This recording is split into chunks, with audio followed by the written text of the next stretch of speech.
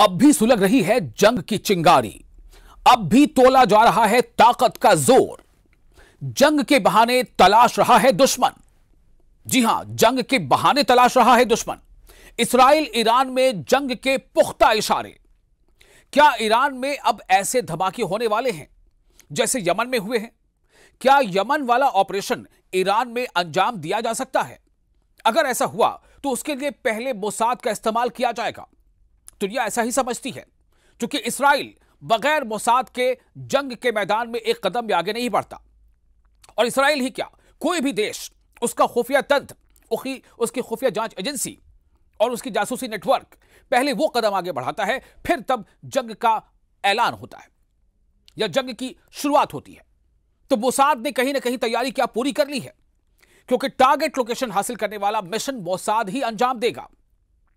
Israel के इन इरादों से ईरान भी बहुत अच्छी तरह वाकिफ है। ईरान अब कोई कच्चा खिलाड़ी नहीं रहा। ईरान ने इस्राइल के हर एक चाल और हर एक कदम को नस नस तक पहचान लिया है।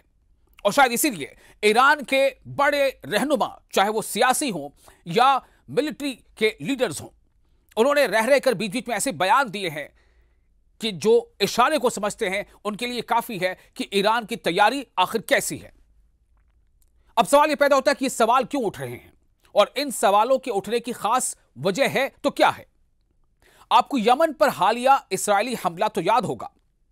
जी हां, इस्राइल ने यमन पर 15 मिनट के अंदर 30 एयर स्ट्राइक की, यानी हर 30 सेकंड पर इस्राइल का एक बंकर बस्टर बम यमन की राजधानी सना पर गिरा। और निशाने पर कौन था? निशाने पर थे हौसी के आला रहनुमा।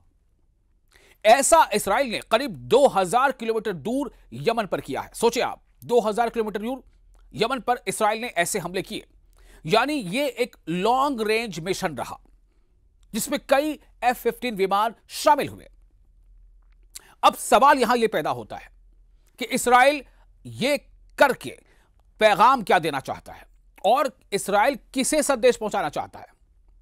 सवाल है कि क्या यमन के बाद इस्राइल अब ईरान पर सबसे बड़ा हमला करने की सोच ही नहीं रहा, बल्कि क्या इस्राइल तैयारी कर रहा है? और उससे बड़ा सवाल यह, हालांकि इस सवाल का जवाब जग जाहिर है कि क्या इस्राइल की इस सोच के पीछे अमेरिका पूरी तरह से खड़ा है? ऐसा अटैक जो 13 जून को तेहरान समेत ईरान के कई शहरों पर हुए थे, क्या इस्राइल फिर एक बार ऐसा कदम उठाने जा रहा है? और अगर वो ऐसा करता है तो क्यों?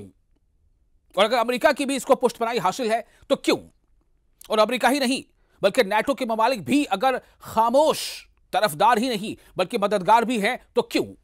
कई ऐसे सवाल हैं। ईरान की सेना के चीफ ऑफ स्टाफ कह चुके हैं कि उन्हें शक है कि इस्राइल सीज फायर का उल्लंघन जरूर करेगा।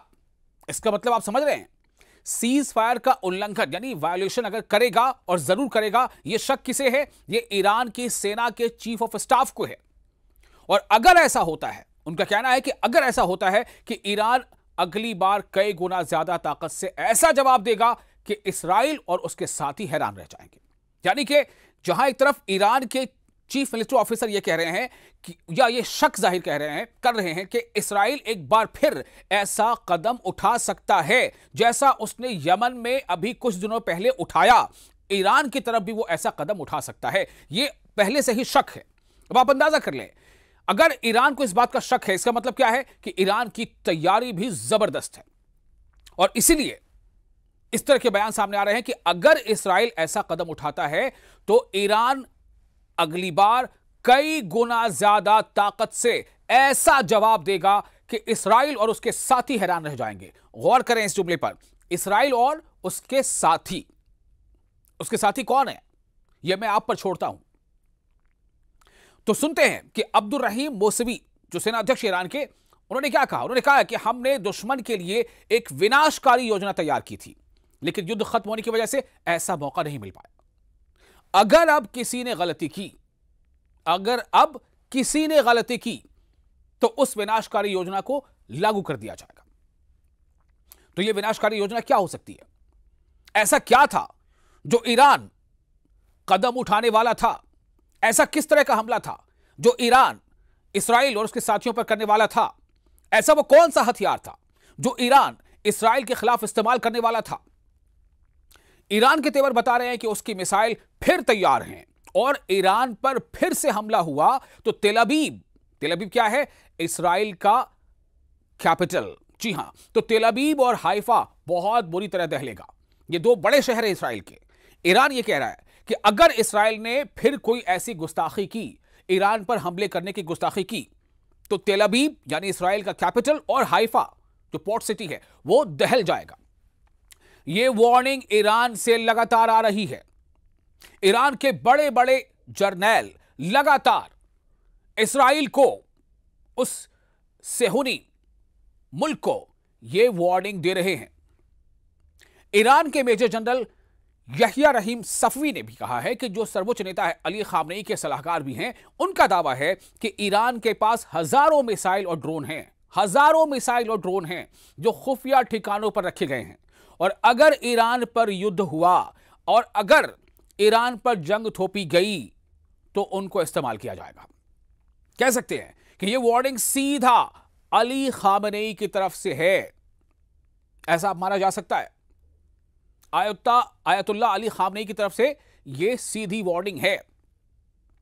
और क्यों ना हो, पिछली बार जब 12-13 दिनों का जंग का जो नजारा देखा लोगों ने, दुनिया ने देखा, शुरू में इसराइल ने जो बमबारी की, उसके बाद ईरान ने जो अपने मिसाइल से हमले दागे, एक बाद एक मिसाइल के हमले, ऐसे मिसाइल जो शायद दुनिया ने पहली बार देखे हो, सिजील नाम के मिसाइल जिसने आसमान में ड्रैगन की शक्ल इख्तियार की।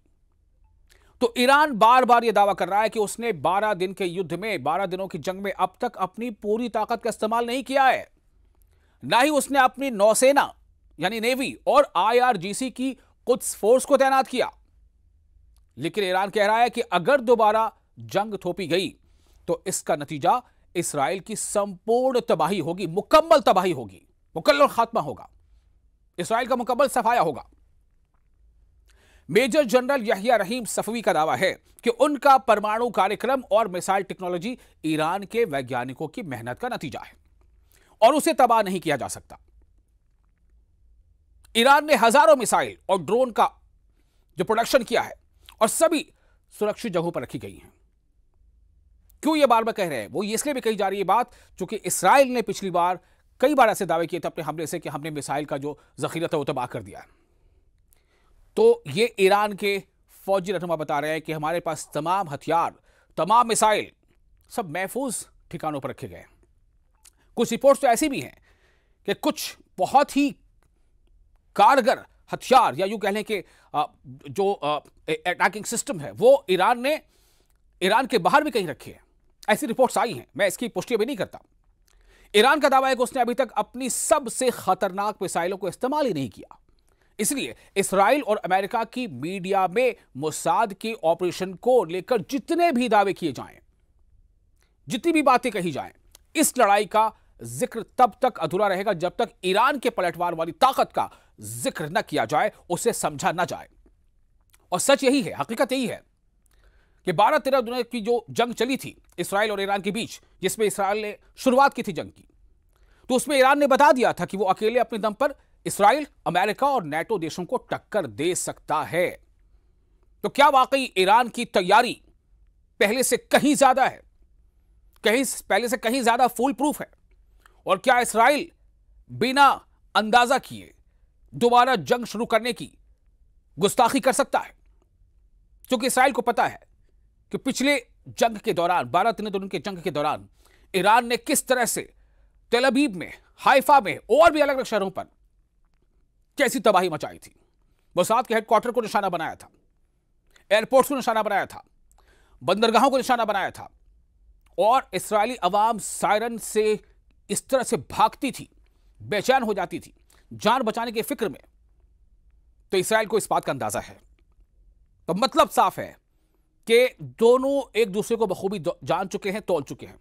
उसके बावजूद अगर किसी ने भी कदम पहले उठाया तो जवाब कैसा मिलेगा वो ये बखूबी जानता है।